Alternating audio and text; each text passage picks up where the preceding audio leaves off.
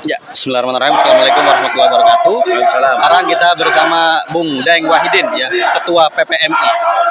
Sedang berada di depan Kementerian Tenaga Kerja, sedang aksi menuntut penetapan upah buruh yang layak. Ya. Tapi kita tidak mau akan membahas tentang aksi ini, tapi kita yang sedang di seberang jauh, ya, yang saat ini juga sedang ditunggu-tunggu, yakni putusan Majelis Mahkamah Konstitusi yang dipimpin oleh Cimliati bersama dua hakim lainnya, Bintan Sarah dan juga hakim MK aktif Wahidudin Adil, tentang putusan tentang pelanggaran kode etik dari 9 hakim MK yang dilaporkan. Nah, ini menurut Bang Daeng, bagaimana keputusannya nanti?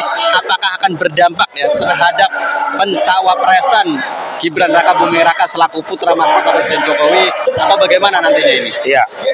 Bismillahirrahmanirrahim. Assalamualaikum warahmatullahi wabarakatuh. Jadi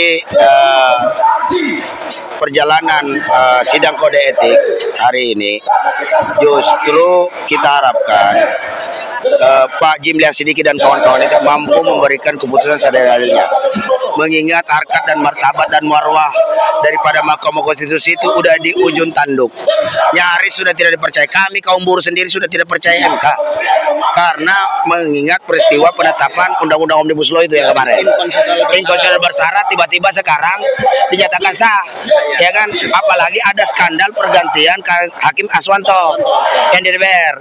Nah, sejak dari situ kami sudah tidak percaya. Jadi ketika terkait capres itu memprediksi bahwa indikasi kuat akan dibenarkan oleh penggugat ini dalam hal jalan merah kepada Gibran untuk maju sebagai calon wakil presiden, dan itu terbukti. Jadi sekedar bahwa Jokowi menyatakan cawe-cawe itu bukan ngomong kosong, hari ini menjadi kenyataan, dan cawe-cawe Jokowi itu terbukti ada karpet merah. Jadi ini kalau dulu Pak Jokowi dari Solo naik SMK ke Jakarta, nah sekarang anaknya dari Solo naik MK ke Jakarta gitu loh, ya kan? Ini fakta kita bilang. Jadi apapun alasannya, mau cari dalil seperti apapun, ini jelas-jelas secara moral, secara hati nurani, tidak serta-merta hakim itu memutuskan melihat secara dalil hukumnya semata, tapi harus gunakan hati nurani, perkembangan politik, dinamika politik, dan situasi kebatinan rakyat Indonesia yang hari ini sudah tidak percaya Jokowi.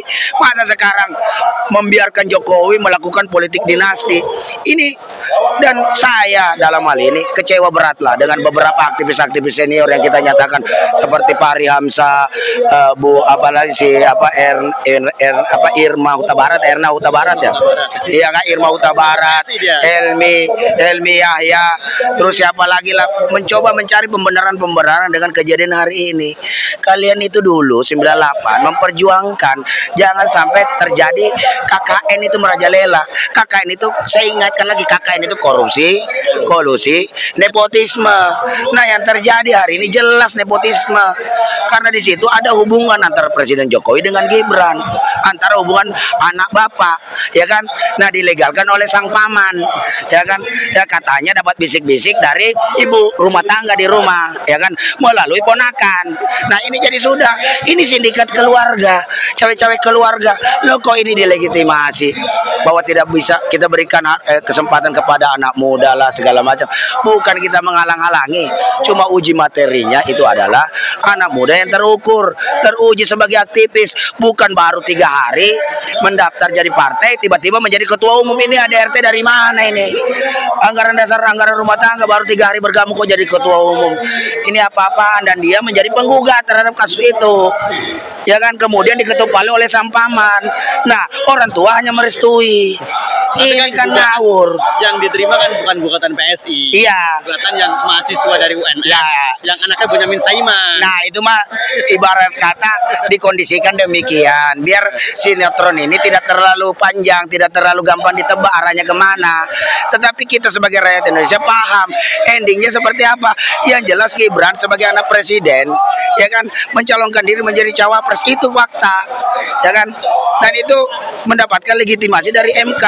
Nah, putusan MK itu seperti kita ketahui adalah final dan mengikat. Final kan tidak bisa lagi diapa-apain. Nah, hari ini yang digugat adalah 9 hakim. Jadi putusan kode etik ini, kode etik Mahkamah Agung ini hanya memberikan sanksi kepada hakim yang melakukan pelanggaran, tidak bisa mengintervensi putusan itu. Cuma dalam hal ini kita minta political will daripada DPR untuk segera melakukan hak angket terhadap putusan kontroversial itu. Ya kan, nah itu harus dibuka sehingga harus benar-benar paham dong. Jadi politisi juga jangan membiarkan DPR, ya kan, kalau udah ada keran untuk membuka hak angket ya itu didorong sampai tuntas, ya kan, biar itu tabir itu terbuka di sana, tidak bisa diselesaikan secara hukum, selesaikan secara politik, ya kan. Nah kalau DPR nggak bisa, nah ini yang dikhawatirkan ketika rakyat udah muak mau muntah lihat ini kejadian, dinamika politik hari ini akan mengambil sikapnya sendiri dengan membuat pengadilan di jalanan. Nah ini yang kita akan lihat ke depan. Jadi yang kemarin usulan hak angket dari politisi PDIP Masinton Pasaribu ada benarnya juga dong? Ya ada benarnya, itu harus didukung dan harusnya udah seperti itulah demi meluruskan kembali. Taruh kata Anda semua ini kembali 9 tahun bersama Jokowi, membenar-benarkan apa yang dilakukan oleh Jokowi dengan segala kebijakannya, termasuk melegalkan undang-undang Omnibus Law yang kami anggap itu adalah undang-undang yang sampai hari ini kami nyatakan kami menolak undang-undang Omnibus Law mau disahkan oleh MK karena dibuat secara ugal-ugalan. Anggaplah itu sebagai bentuk pertobatan kalian terhadap rakyat Indonesia dengan melakukan hak angket, tapi itu harus dikelola secara serius, bukan sekedar hanya mencari berita, menaikkan elektabilitas partai. Nah dalam kesempatan ini kita minta juga komitmen daripada Bu Megawati, harusnya secara serius melakukan tindakan pemecatan terhadap Gibran maupun Pak Jokowi, karena masa mendukung, mengendorse, ya kan, capres dari partai lain, padahal jelas-jelas PDIP dan P3 sudah mengusung Ganjar dan Mahfud MD untuk menjadi capres, kok pilih orang lain. Nah ini kan dulu kawan menjadi lawan, ada pengkhianatan di dalam perjuangan Bu Mega. Nah ini ya Ibu, kalau memang serius, tidak ada nanti ibarat kata ini sebuah skenario semata aja, ada sutradaranya, ya Bu Mega harus bersikap dong, bersikap tegas, memberikan sanksi tegas. Masa Arief Budiman bisa disanksi tegas, yang ini enggak? Jadi kalau itu juga tidak bisa, berarti Bu Megawati juga tidak adil, diskriminatif secara internal partai politik. Nah itu juga ya tentu saja bagi kita ya itu mas sandiwara saja.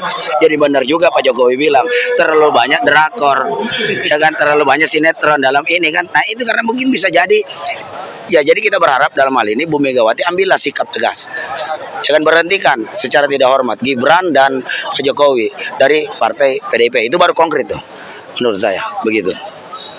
Terima kasih. Mungkin pesannya nih ya bagi masyarakat dengan apapun hasil dari MK ini ya, dan ternyata kan apapun hasilnya, baik nanti ada pelanggaran berat atau tidak, kan otomatis tidak serta-merta membatalkan putusan MK. Jadi pesannya apa nih buat masyarakat? Ya, jadi saya harapkan rakyat Indonesia sadarlah sesadar-sadarnya Anda itu adalah pemilik kedaulatan negara Kesatuan Republik Indonesia. Kita tidak bisa diatur oleh eksekutif, legislatif, yudikatif yang menghambakan dirinya kepada oligarki, yang menghambakan dirinya kepada apalagi ini jabatan, tidak bisa. Jadi rakyat harus merebut kembali kedaulatannya agar rakyat Indonesia itu tidak menjadi budak, tidak diperbudak oleh permainan pala elit politik dan partai politik yang hari ini mempermainkan nasib kita. Nah, satukan kekuatan, terus bersuara, lakukan terus kritik-kritik cerdas dari berbagai elemen. Nanti insya Allah, yakinlah seluruh kaum-kaum oposisi yang sudah muak, murka, jenuh melihat situasi gonjang-ganjing elit politik hari ini, suatu saat kelak kita akan berada di satu titik, satu barisan, satu tujuan yang sama, yaitu rejim ini harus segera kita tuntaskan karena sudah mengganggu stabilitas dan terutama sudah mengganggu konstitusi kita yang menjadi kesepakatan seluruh rakyat Indonesia dari tahun 1945. Itu yang harus kita jaga, karena negara tanpa konstitusi itu bukan negara namanya, ya kan, hanya kerumunan orang yang gak jelas. Kita ini negara berdaulat, negara kaya, negara besar, memiliki funding father yang begitu disegani oleh dunia internasional. Hari ini pun kita harus tunjukkan sebagai generasi penerus, kita harus menjaga kehormatan, harkat dan martabat bangsa dan negara Indonesia untuk menjadi lebih baik ke depan. Kita harus buang semua para pengkhianat-pengkhianat bangsa ini, gitu. Terima kasih Bang Deng atas waktunya. Mungkin ini aksi sudah mulai memanas. Ya. Mungkin kita lanjutkan aksi. Oke, siap. Terima kasih. Assalamualaikum warahmatullahi wabarakatuh. Waalaikumsalam warahmatullahi wabarakatuh.